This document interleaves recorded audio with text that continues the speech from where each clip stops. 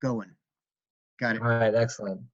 Well, I'm glad you're here tonight, and hopefully many of you will be able to watch this later that aren't able to be here tonight. And it's a quick tutorial about family search and ancestry, how we might connect those together and use them to our benefit. And we'll hear from some ward members too about their experiences tonight. So does anybody out there on the screen tonight not have an ancestry account yet?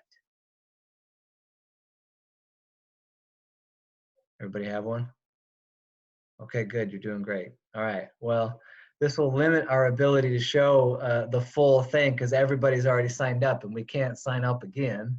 So we'll just go through a few of the main details that you want to look at.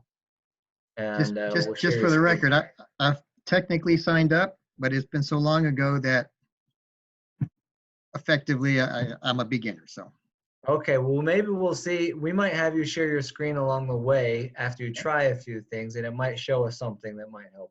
So. I have to see if my password works. Let me show a few things. So if you guys want to follow along who are on tonight, you can pull up the family search and ancestry because we'll show a few of those pages. But go ahead and go to family search and sign in. And I'll take you through a few things just to make sure your ancestry account is available. For those that want to, this is beginner, so we're just starting fresh here. So let me get to my screen where we can share.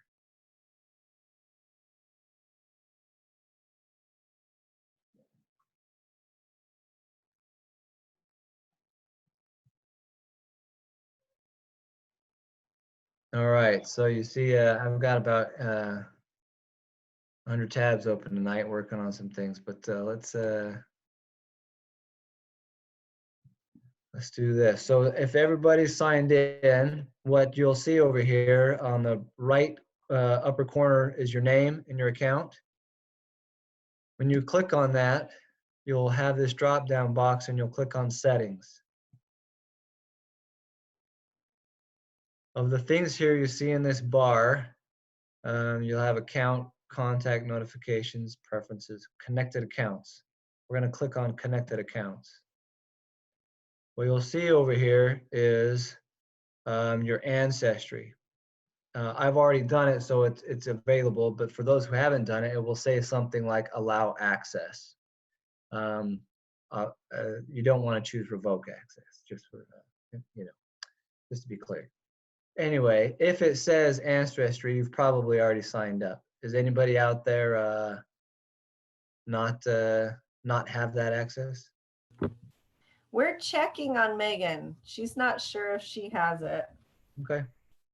I just reset my password and it looks like I'm in. Okay, excellent. So where do I go? Okay. Click on the menu. Maybe it was in there.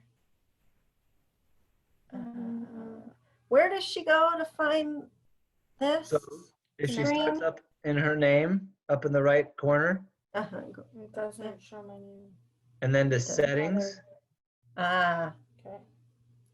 And you'll see connected accounts.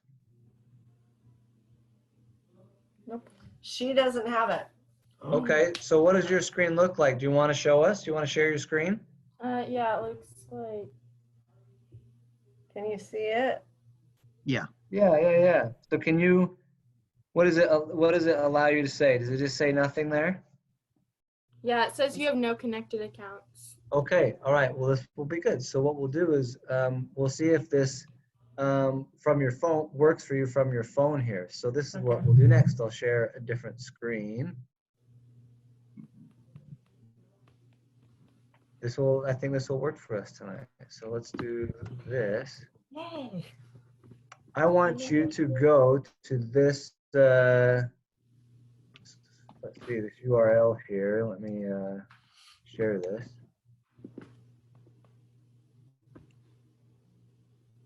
This URL up here, familysearch.org/campaign/partner access. Can you see that okay? Is that where Megan should be going? Yeah. Okay. How can you do it? Oh, darn those fake nails, Megan. So family Search. search .org/campaign.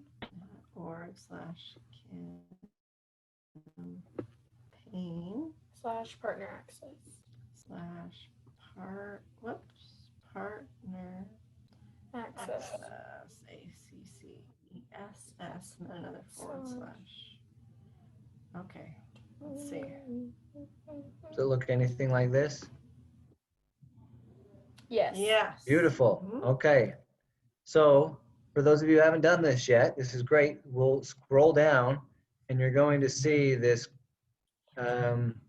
create your personal account with and choose Ancestry. Join for free. Okay.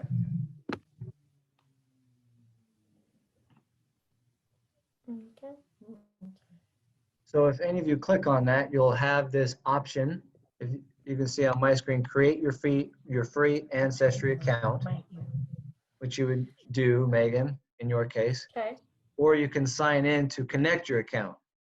If you already, you can try this right now, Megan. You can sign in to connect your account. Try using your LDS or your family search, your family search username and password and see if that works for you.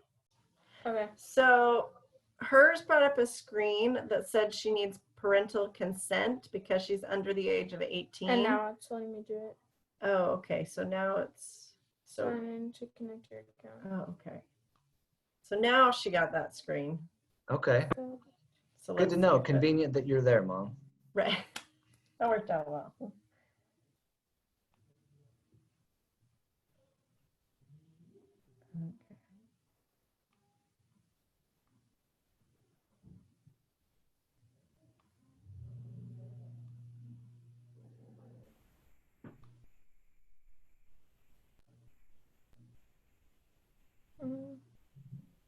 Did you get it right? And that is my email address. Right. I should create a password. Okay. I did. And then let's see what it says. It says my email address is wrong. It's already being used by an Ancestry member. Oh, But I'm Say not that an again. Ancestry member. so now it's saying, well, that would make me think. Well, let me ask you this, Megan. Did you do create your free Ancestry account or did you do sign in to connect your account? Sign in to connect my account. So you might need to make one, Okay. is my guess. Start on try that. that. I'll click this sign in to connect your account here. You do. Okay. And that takes me right into Ancestry because I have signed up. Many of you will probably have that. It is the same username and password, but if you haven't created an account, you'll need to create one. It will be, you will be able to gain access, as this says, through click sign in with your church account. You should be able to do that. So, Megan, as we go along, let us know if you're coming across anything that we can help with. Then could you possibly I'll have a do it. different password that you used? No, that's the only password I use for anything that's not school. But I'll It's saying that there's another But I Ancestry. can use a different account if I need to. It just won't sync my two accounts. Wait, are you using the same username? I use 2 different usernames for my account. No, 2 emails. Because it says it's already Will that registered. be a problem if she uses 2 different email addresses? I don't think so. It'll be interesting to see what comes of that. I don't know. I don't know Worth the a answer to that try. one. So let's say well, let's keep going. Megan, Okay. we'll see if you can problem solve that. But the majority, I don't know if it's different either for youth or just a different account. I don't know. But if you have connected, just like we just showed you, the next most important thing to do is to go to trees. You want to click on trees and you'll see that it brings up a couple. I have mine and my wife's family tree. There's this link called import tree from family search. You'll want to click that. That's what I did. Wait, but it won't do that because it doesn't sync my 2 accounts. That's what we were wondering. Okay. I've already done mine, so it won't show what it is, but it really is that simple. If you go to trees and then import from family search, you'll get your first couple generations there. I think 4 generations will automatically go in, and then you'll have to input some others.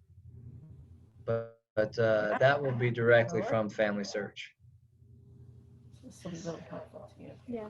So when I click on trees, it brings up, well, see, when I click on trees, it gives me Howard Lemon's family tree or create and manage trees. So if I click on Howard Lemon's family tree, it brings up, looks like 4 generations.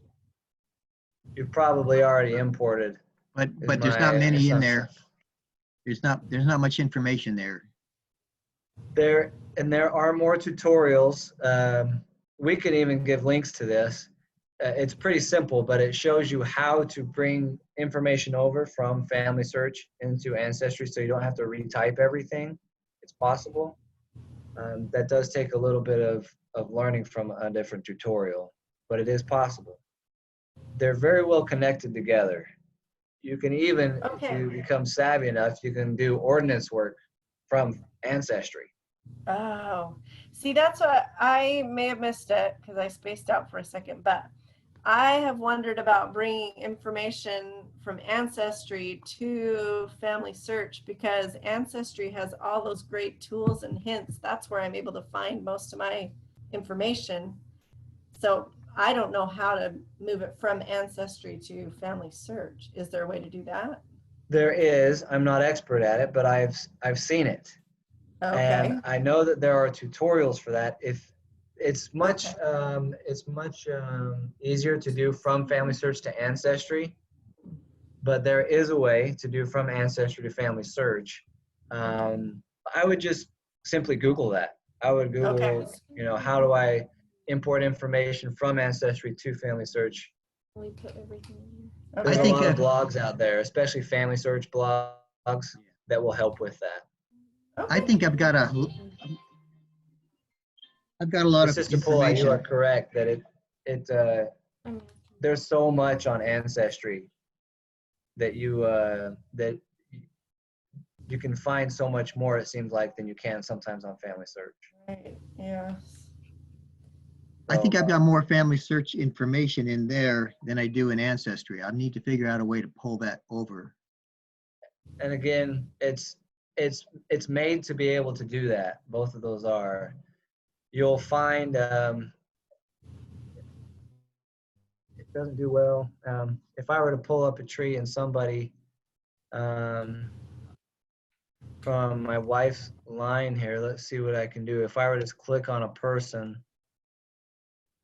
and click on their profile,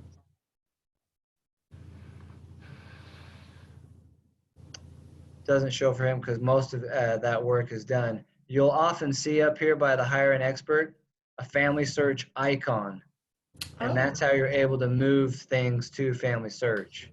Oh, I'll have to look for that. Okay. okay, so that's If I could find the right person that didn't have that needed ordinance work or something, you could probably get there. Let's see if we can go back far enough to somebody. Yeah, just I'd have to get lucky to find it. So anyway, Okay. you'll see a That's good Family to Search know. icon, and that will kind of lead you to getting information toward Family Search, including ordinance work. Okay. Awesome. Thank you. So I wish I could help you with that immediate that view, but you'll see that icon. That's one way to get from Okay. this way toward Family Search. It's a matter of seeing that icon. Mhm. We'll try a different one. Any other questions that some others might have? It shows me an option to upload a GenCom file. Yeah, Is that, What's that? that's a lot of Family Search information. Yeah, Oh. yeah, that will go over to Ancestry. So that's like, that would look like a card almost, that kind of information. is that, so if another family history site, I could export the GenCom file and then upload it into here? Yes, Okay, yes. I'm not that savvy, but that's exactly what you could do. okay, yeah. So anyway, the basic of this is signing up for it is from that original link, the familysearch.org/campaign/partner access. And you're going to go to sign in there. You want to make sure that from your family search site that this is available. When you go to sign in to Ancestry, you'll go to trees and import tree from Family Search, and that will automatically get you started. Doing some online tutorials that are pretty quick. There's videos, there's articles. Any questions you have between Family Search and Ancestry, they have a lot of answers out there. It looks There's like a lot they've of got blogs and links. they've got a help section in their menu up there on the top. That probably leads you to a lot of stuff. Indeed, indeed for sure. So that is the basic. Like Sister Paul, I said, I would like to echo that. There is a lot in Family Search, in Ancestry that comes up with hints, and you'll see the little leaf icon over your tree. There's a lot of information. The leaf will look something like this, and the hint will be maybe something from a census or a burial record or a marriage record, anything like that. But there is a lot to be found on Ancestry. If you feel like you might be stuck, you've got to use Ancestry to help you get past what you might be stuck on with Family Search. There's a lot of hints, more census has been done, things like that. So anybody have anything to add on Ancestry or quick thoughts that they might use to their benefit? Well, I've not used it in this way before, but I was just clicked on one of those leaves going through, and a little blown away at some pictures of my grandfather, my great uncle, my great aunt, great uncle, grandfather. There are pictures in here of them. Oh, And wow. it's fantastic. And a lot of things we've been playing with this, my wife and I, and Schaefer found loads of pictures of her grandfather in the newspaper and other articles that he, was written up, some job thing that he did, stuff that we'd never seen, but we knew he'd done, but it was nice. It was fun to see. Very fun. I'm glad that you're able to see that. So there's a lot on Ancestry. I will say for those that watch this later, if that aren't here live, if you have questions about how to sign up and you need assistance, we can always help you in the Temple and Family History, and the consultants, we can always help. So contact me and we can connect you and make sure this is going, you'll be able to sign up, because there is so much in Ancestry that you need to be using. Anybody have anything else? Bishop, do you have anything? I want to move on to Brother Stover in a minute. I just typed in to the help. I clicked help. It opened up a help screen. Then it had a search bar. And I put in how to connect to the Family Search site, and there's a whole page on that. So, All right. Just on the help link. Yeah. Okay, Yeah, just the help. excellent. Church of Jesus Christ Ancestry membership, and it goes through how to link it. Okay. That's a good place to start, Sister Paul. I am not an expert at this, but I would be glad to sit down and try to figure it out, because I want to do more from Ancestry into Family Search. If I figure something out, I'll let you know. Thank you. Thank you. Yeah. Be great. Be great. Well, I hope that we can take advantage of a free Ancestry account for all those who are able to watch this later. I want to let Brother Stover share an experience of his recent Temple and Family History work, and share that with the rest who will watch this as well. Don't look at me, please. Okay, can I get access to the screen? Yeah, down there in the lower, take your mouse I think cursor and put it down near the bottom, and a little Yep. screen will pop up. Click on the green TV screen looking Yep, thing. I got it. Share screen. Okay.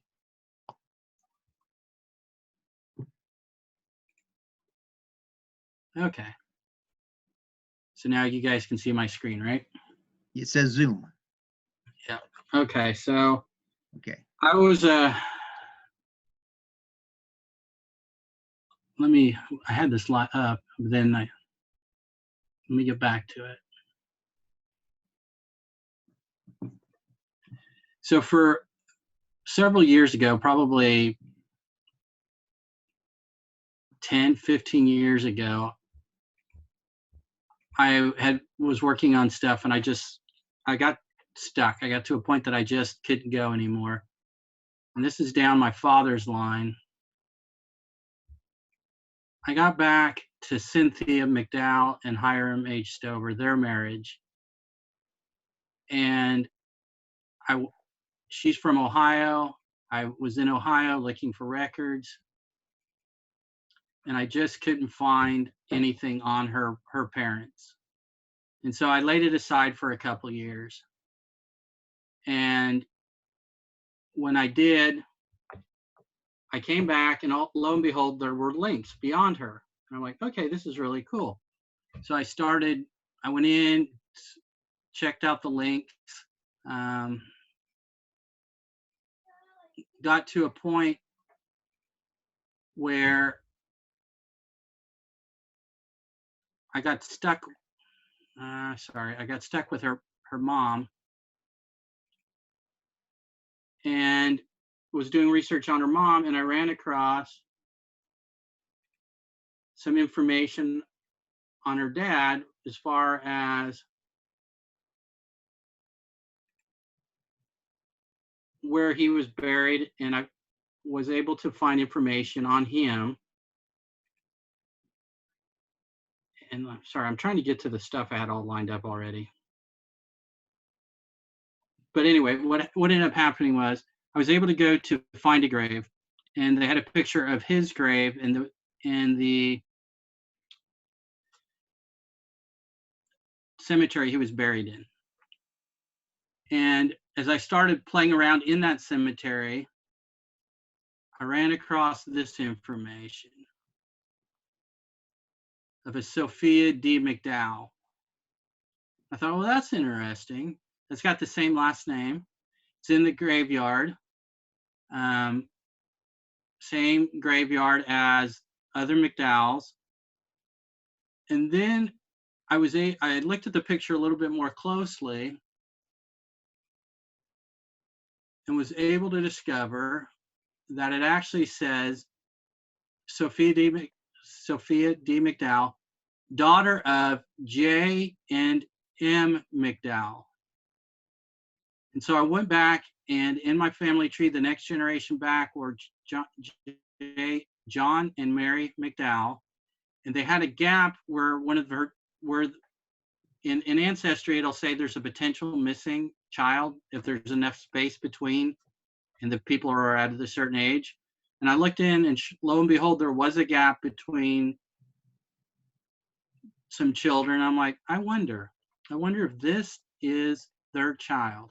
And so what I've done is I went ahead and linked them and reserved the name to be done. And the only work that's going to be able to be done is the sealing to the parent, because she died as an infant, so that she doesn't need to have her baptismal work or her endowment work or anything else done, just to be sealed to her parents. And I'll continue to do some research to see if I can verify even further that this baby, who was not found except through this tombstone, because she's not going to show up in the census. She was born in 1851 and died in 1853, so she's not captured in any census. The only thing that was captured is this tombstone. And so as I thought about that, I thought, it's got to be hard enough to lose a child. But to lose a child without the knowledge of the gospel of Jesus Christ, and the knowledge of knowing that you will be with that child again. And then it led me to think about the sealing that will take place, where this child will be sealed to her parents and have the opportunity then on the other side of the veil to be able to be with them again. And that's just one experience that I've had. doing family history work, is running across things like this. And the day I was working on this, I was really felt impressed. I needed to do a little bit more work in that cemetery to see if I could find any more research, any other family names, and I was able to. So I know that as we do this work and we invite the Spirit of the Lord to be with us, He'll open the doors to be able to find people we didn't even know existed, that the world doesn't really know exist except on a tombstone. So Thank you, Brother Stover. I really appreciate that experience. I have nothing more to add other than I hope that we can all get that spirit and have those moments. The Lord will bless us with those as we seek to do work on the other side of the veil. So thank you for sharing that. you're What a welcome. beautiful thing it will be to have that little infant sealed to that family. They're just waiting, right? Mm-hmm. Oh, beautiful. Well, thank you. Again, this is our tutorial for tonight. We want to let you know that we are available to help, and you can contact me and we can connect you with consultants and those who can help you through the next step. And look for an email with this recording, obviously with other links to some helpful instruction, what you can do further. So as we continue this. I'd like to share my testimony while I've got everybody on the line. It reminds, you're looking at this gravestone here, put in the ground, and I think to myself, here's a mother and father lost a 2-year-old, and they buried that 2-year-old. And I don't know how much work it is to make one of these gravestones, but it can't be easy. And especially, you know, we may have machinery that will do it today, but back in those days, I don't know, man, they probably just carved it out with a chisel and a hammer, and it probably took a lot of work. But when I was going through the cemetery at Ty Smith's Eagle Scout project, I went out there on a Saturday morning. I got there right at 8 o'clock, and they gave me an assignment, and I went out there and I started taking pictures. And I was there until, I don't know, 1 or 2 o'clock in the afternoon, I think, or at least until noon.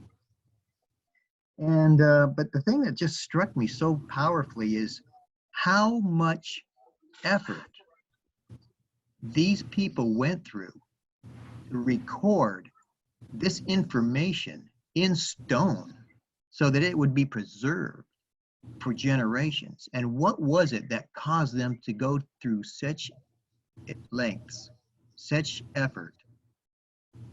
And I think the only answer is the spirit of Elijah, which is the Holy Ghost, prompting us to do these things. And I think about how marvelous and wonderful it is that, you know, what compelled these people to keep such meticulous records. And when they came across the ocean from Europe to keep all these records of everybody that came in. And I've seen documentaries on slavery, and even though slavery was a horrible thing, it still marvels me that the slave owners went to such great extreme to record the births and the deaths and everything about their own slaves. And so, you know, you think, well, it's inhumane, but yet something compelled them to record all this stuff. And so that's a testimony to me that the Lord is working and the spirit of Elijah is working in the hearts of everybody in the world to record these things so that the work can be done for them, even if they don't fully understand the workings of the Holy Spirit within them. And that's my testimony. Leave it with you in the name of Jesus Christ. Amen. Yeah. Well, thank you everybody for being here tonight. Is there anything anybody else has to add? We can allow for that, of course. Glad you're here, and we'll go ahead and finish the recording. And again, if you have any need, we can talk, and we'll get some work done. Thank you, Brother Bill. I appreciate that. We'll get this recording up on YouTube for anybody who wants to watch it. Let's see. Megan, are you still there? Mm-hmm. Would you offer a closing prayer, please? Yeah. Thank you. Dear Heavenly Father, we thank you for this day. We thank you that we're able to get together and learn a little bit more about this, and that everyone gets something that someone else might not have known, and that we could have the opportunity for a learning experience, and hopefully this will be able to help other people later.